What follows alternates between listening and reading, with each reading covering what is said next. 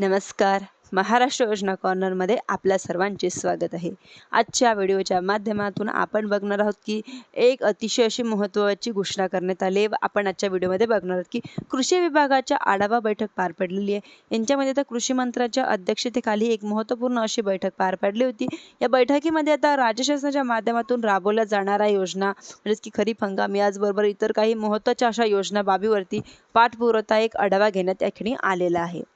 याच अनुषंगाने आता भरपूर साऱ्या शेतकऱ्यांचे थकीत असलेले अनुदान कृषी विभागाच्या माध्यमातून वितरण करायला सुरुवात करण्यात आलेली आहे.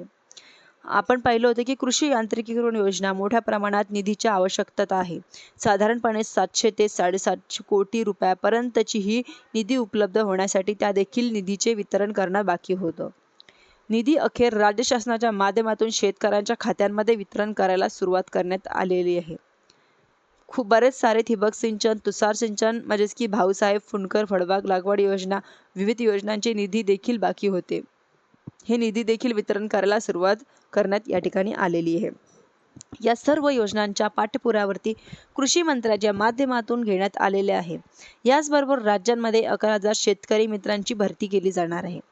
हे सुद्धा मंजुरी देण्यात आलेली आहे. व कृषी मंत्र्यांच्या माध्यमातून देण्यात आलेली ग्राम स्तरावरती असेल, कृषी अधिकारी असतील व मदतीसाठी गावामध्ये एक शेतकरी मित्राची नेमणूक केली जाणार आहे, ज्यांच्यामुळे बेरोजगार तरुणांना रोजगाराची संधी उपलब्ध होणार आहे. याचबरोबर आता आपण जर पाहिलं तर राज्यामध्ये राबवल्या जाणाऱ्या कर्जमाफीच्या संदर्भातील देखील आपण जर पाहिलं तर तांत्रिक बाबी पूर्ण करत आले आहे. 1 महिन्याच्या आतमध्ये याची प्रक्रिया पूर्णपणे पार पाडली जाणार आहे व लवकरच कृषी मंत्र्यांच्या माध्यमातून म्हणजे मुख्यमंत्र्यांच्या माध्यमातून या संदर्भातील घोषणा करून शिया निर्गमित केली जाईल व सुद्धा कृषी मंत्र्यांच्या माध्यमातून देण्यात आलेली आहे. जसं की ते एकंदरीत महत्त्वपूर्ण अशा बाबीवरती कृषी मंत्र्यांच्या माध्यमातून आढावा या ठिकाणी घेण्यात आला आहे, जेणेकरून शेतकऱ्यांच्या आता माध्यमातून दिलासा या ठिकाणी मिळालेला आहे. व अशाच नवीन अपडेट्ससाठी माझ्या चॅनलला लाईक, सबस्क्राईब आणि शेअर करायला विसरू नका. धन्यवाद.